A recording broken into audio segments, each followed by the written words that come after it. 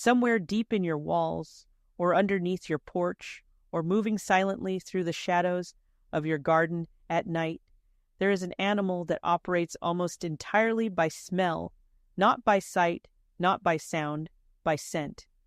The rat's nose is one of the most sophisticated olfactory systems in the natural world.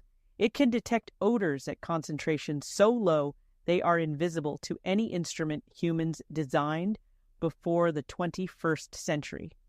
Rats don't just smell food, they smell danger, they smell shelter, they smell whether a space is safe to raise their young, whether a territory is occupied, whether a predator passed through 3 days ago. And here is what almost nobody talks about. There are certain plants, specific plants, whose chemical signatures are so deeply threatening to the rat nervous system that these animals will physically reroute their paths to avoid them. Not because of poison, not because of a trap, simply because of scent. Ancient grain farmers in Egypt knew this. Medieval European monasteries cultivated specific herb gardens, not just for cooking and medicine, but as a living chemical barrier around their food stores. Farmers in China, in India, in the Mediterranean, all independently arrived at the same knowledge across centuries. Certain plants make rats deeply, instinctively uncomfortable. Modern science now knows exactly why. Volatile organic compounds, essential oil chemistry, neurological interference with the rat's olfactory receptors. What the ancients understood intuitively, biochemists can now explain molecule by molecule. And yet, most homeowners today reach immediately for poison pellets or snap traps, completely unaware that their grandmother's garden might have been doing the job all along. One of the plants on this list was traditionally grown in rings around granaries in southern Europe. Rats would not cross the perimeter, not a single one. Another plant on this list contains a compound that researchers now understand actively disrupts the way rats communicate danger signals to each other. It does not harm them. It simply scrambles the signal. They become confused, disoriented in that space, and they leave. The last plant on this list is the one most people have never considered. It grows almost anywhere.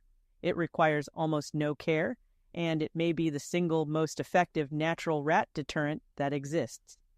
That one is worth waiting for. Before getting into the list, it is worth understanding one fundamental truth about rat behavior, because it changes how you think about every plant that follows. Rats are not brave explorers. They are profoundly risk-averse creatures. Every new space they enter is assessed first by smell.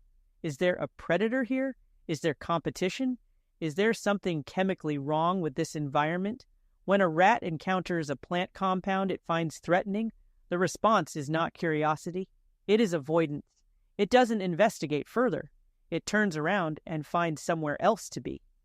The plants in this list work because they produce essential oils and volatile compounds that either mimic predator scent markers, overwhelm and confuse the rat's olfactory system, or trigger a hardwired neurological aversion response that the rat cannot override through learned behavior.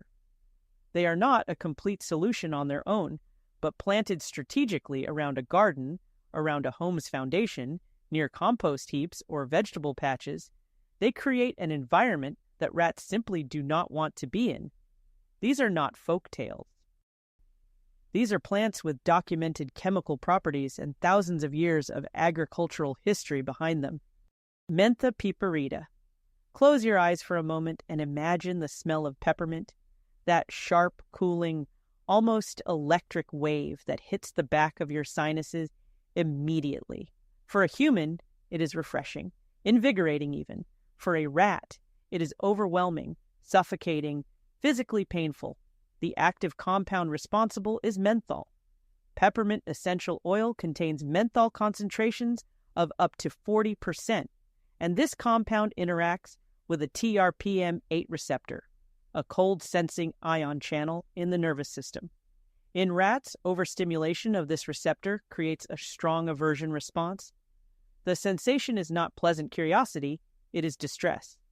But menthol is only part of the story.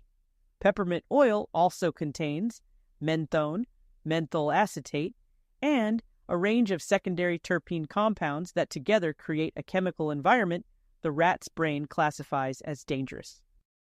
In the wild, concentrations of volatile terpenes at that intensity often signals decomposition or toxic plant matter.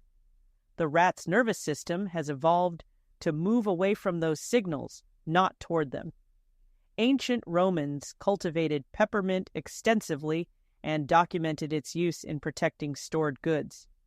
It was strewn across floors of storage rooms and woven into the thatching of granary roofs. Medieval apothecaries recommended it for keeping vermin from herb stores. This was not superstition. It was applied observation across generations. Plant peppermint along the base of your home's exterior walls, particularly near any area where pipes or cables enter the foundation. Plant it densely along garden borders. It spreads aggressively, which in this case is exactly what you want. A solid mat of peppermint along a fence line creates a scent corridor that rats are extraordinarily reluctant to cross. One important note: peppermint is invasive. Plant it in containers or use landscape edging to prevent it from taking over. That tendency to spread, however, is the very thing that makes it effective as a barrier plant. It fills space quickly and maintains a consistent chemical presence throughout the season. It grows in almost any soil. It tolerates partial shade. It produces new growth rapidly after cutting, so trimming it regularly, which releases a burst of fresh volatile compounds, actually increases its effectiveness rather than reducing it. Lavandula angustifolia. There is a particular quality to the air above a lavender field in peak bloom. It is thick and sweet and slightly camphoraceous, a scent that has been described across cultures as calming, sacred, clean. Humans have used lavender in ceremony and medicine for more than 2,000 years. Rats find it repulsive. The primary volatile compounds in lavender, linalool, linalool acetate, and camphor are individually mild to the human nose. Together, in the concentration produced by a dense lavender planting, they create a chemical signal that rodents are neurologically programmed to avoid. Linalool in particular has been studied extensively in pest research. It functions as a natural insecticide and has documented repellent effects on a range of pest species. In rodent studies, it has been shown to influence behavioral avoidance. Animals exposed to linalool-heavy environments spend significantly less time in those zones and show elevated stress markers when forced to remain. The camphor component adds another layer. Camphor is a terpene compound that interacts with the rat olfactory system in a manner similar to menthol, triggering receptors associated with chemical irritation rather than pleasant scent. To a rat's nose, a lavender hedge is not beautiful. It is a of chemical warning signals. Medieval French farmers planted lavender along the perimeters of their kitchen gardens as a matter of course not primarily for its beauty or fragrance, but because they had observed across generations that rats did not nest in lavender. The practice was so common, it was considered basic agricultural knowledge. Lavender is one of the most garden-friendly plants on this list. It is drought-tolerant once established, thrives in poor, well-drained soil, and produces its heaviest concentration of volatile compounds during long, hot summers, exactly the season when rat populations peak. Plant it in full sun along walkways, near entry points, and as border edging around vegetable gardens. It takes 1 to 3 years to reach adult size, but even young plants produce meaningful chemical output. And unlike peppermint, lavender stays exactly where you put it, a well-behaved perennial that earns its place in the garden for decades. The scent of lavender drifting through a summery evening is one of the great pleasures of a garden. It is quietly, gently, and continuously doing something else entirely. Target species. This one surprises people. Marigolds are so common, so ordinary seeming, so present at every garden center in spring, little plastic pots of orange and yellow, that most gardeners treat them as cheerful filler, something to brighten up a border, an afterthought. But marigolds have been companion planted by agricultural cultures on nearly every inhabited continent for reasons that go far beyond aesthetics. The ancient Aztecs cultivated targets extensively and documented their protective properties. Colonial-era gardeners in England planted them around vegetable plots as a matter of standard practice. African farmers have used Target's minuta, the Mexican marigold, as natural pest barrier for centuries. The chemistry behind this is real and well understood. Target's species produce a class of compounds called thiophenes, sulfur-based organic molecules with intensely sharp, pungent chemical signatures. To the human nose, at normal distance, marigolds simply smell like marigolds, slightly tangy, slightly bitter. To a rat, perceiving scent at concentrations orders of magnitude more sensitive, a dense planting of marigolds produces a chemical environment dominated by sulfur compounds that register as aversive at the neurological level. There is also the root chemistry to consider. Marigold roots produce and release alpha-terthienol, a thiophene compound with documented nematicidal properties. This root exudate changes the soil chemistry in the immediate area. The rats that dig, and all rats dig, encounter this compound through their skin and mucous membranes during burrowing. It is not lethal. It is simply deeply unpleasant. Plant marigolds densely. A single plant here and there accomplishes little. A solid row of French marigolds along the base of a vegetable garden fence, or a ring of African marigolds around the perimeter of a raised bed, creates meaningful chemical coverage. They grow quickly from seed, flower prolifically, and self-seed readily in warmer climates, meaning once you establish them, they tend to come back on their own. And they happen to be one of the most effective companion plants for vegetables in general, deterring whitefly, aphids, and nematodes, while drawing in beneficial pollinators. They are working constantly on multiple levels in ways that quietly make everything around them healthier. There is something almost poetic about that. The humble marigold, the most overlooked plant in the garden center, turns out to be doing more work than almost anything else in the border. Artemisia absinthium. There is a reason this plant appears in old texts the way it does, in agricultural manuals, in monastery records, in the household guides of medieval households. Always noted near granaries, always mentioned near food storage, always described as a plant that vermin would not go near. Wormwood is not a gentle plant. It is chemical warfare in botanical form. The primary compound responsible is absinthin, a sesquiterpene lactone so intensely bitter that it is detectable by the human palate at a concentration of 1 part in 70,000. It is, by most measures, the most bitter compound found in any plant species. But bitterness is only what humans experience.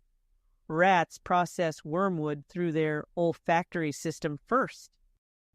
The volatile oils in wormwood, absinthiol, thujone, azoline, and a complex mixture of additional terpene compounds produce a scent profile that registers as acutely aversive to rodents. Thujone in particular has neurotoxic properties at high doses, and the rat's nervous system appears to have evolved a strong avoidance response to plants producing it, an adaptive behavior that protects them from accidental exposure. The ancient Egyptians listed wormwood in agricultural documents dating back over 3,000 years, specifically in the context of protecting grain stores. Roman agricultural writers Columella, Pliny, recommended it for storage areas. Medieval European granaries frequently had wormwood planted along their exterior walls, sometimes in dense hedging. This was not coincidence. It was accumulated agricultural intelligence passed down through generations of direct observation.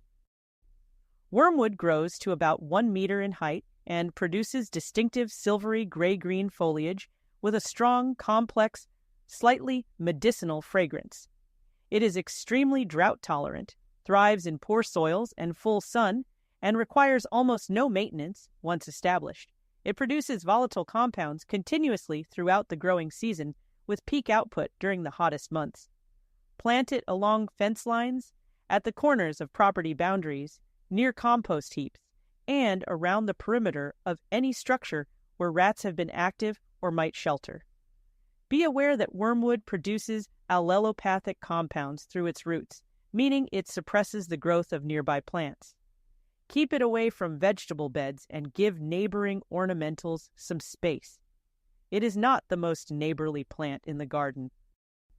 It stakes out its territory chemically and defends it, which is in this context precisely the point. Allium sativum. The garlic bulb is one of the most chemically complex food plants on the planet. Inside each clove, 2 compounds are kept physically separate from each other, alliin and the enzyme alliinase. The moment the clove is damaged, sliced, crushed, bruised, bitten, those compounds combine and produce allicin. That sharp, sulfurous, penetrating scent that fills a kitchen is allicin releasing into the air. To a human cook, it is appetite. To a rat, it is alarm. Allicin belongs to a class of organosulfur compounds that produce some of the most intense volatile signatures in the plant world. The rat's highly developed olfactory system, which relies on sulfur-based scent markers for a wide range of critical environmental signals, including predator detection, responds to allicin with what researchers describe as a strong, unconditioned, aversive response. It does not need to learn that garlic is unpleasant. The response is built in. Garlic has been used as a pest deterrent across virtually every agricultural culture on the planet that cultivated it, which, given garlic's geographic spread, means most of them. Ancient Chinese agricultural texts recommended it near grain storage. Egyptian records mention it in pest management contexts. Indian traditional agriculture uses it extensively as a companion plant. As a garden plant for rat deterrence, garlic has several distinct advantages. It grows underground, meaning the main chemical payload is in the soil, exactly where rats dig and burrow. The leaves and stems release volatile compounds when brushed or damaged, as a rat moving through the planting would inevitably do. And crushed garlic mixed with water makes an effective spray that can be applied around garden boundaries. As a supplementary measure, plant garlic cloves in autumn for a late spring harvest, or obtain potted garlic plants from nurseries for spring planting. Use it densely along the edges of vegetable gardens, near compost areas, and around the base of raised beds. It is, of course, also food, which means garlic borders are doing double duty in any kitchen garden, providing both a meaningful chemical deterrent and presence, and a harvest of one of the most versatile and health-promoting foods in human cuisine. Salvia rosmarinus. Before science gave it a systematic explanation, Mediterranean farmers gave it a practical one. Plant rosemary near the granary and the rats will find somewhere else to be. This was documented behavior across agricultural communities in southern France, northern Italy, coastal Spain, and the Greek islands for centuries. Rosemary was not planted near food stores for its beauty, though it is beautiful. It was planted because it worked. The chemistry is now well characterized. Rosemary produces a dense, complex mixture of volatile terpene compounds, camphor, borneol, camphene, alpha-pinene, and most significantly, 1,8-cineol, also known as eucalyptol. This compound is the dominant volatile in several of the world's most intensely aromatic plants, and it functions as a powerful natural pesticide and repellent across a wide range of pest species. In rodents, 1,8-cineole and the camphor fraction of rosemary oil have been shown to produce strong olfactory aversion. The sheer density of volatile output from a mature rosemary shrub, especially in warm weather when the sun heats the foliage and drives off the essential oils, creates a chemical fog that rats find deeply hostile. Rosemary is also remarkably practical as a garden plant.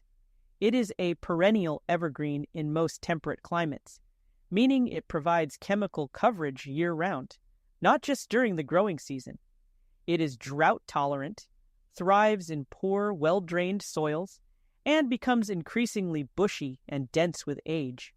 A mature rosemary shrub can reach 1.5 meters in height and spread nearly as wide, creating a substantial physical and chemical barrier. Plant it at corners of raised beds, along pathways, near doorways and entry points of structures, and flanking any areas where rat activity has been observed. In colder climates where rosemary does not overwinter outdoors, it can be grown in large containers that are brought inside during frost and returned to strategic outdoor positions in spring. Running a hand along rosemary foliage and releasing that wave of resinous, piney, medicinal scent, there is something grounding about it, something old. It is a scent that has surrounded human homes and food stores for millennia, and part of the reason it became so embedded in domestic life may have been exactly this, that it kept things safe, that it quietly held a perimeter. Sambucus. This is the one, not because it is the most famous, not because it is the most commonly recommended. In fact, most modern pest control advice does not mention it at all, but the historical record is striking, and the chemistry behind it is among the most sophisticated on this list. In rural communities across northern and central Europe, from England through Germany into Poland and Ukraine, the elder tree occupied a specific and deeply intentional position in the landscape.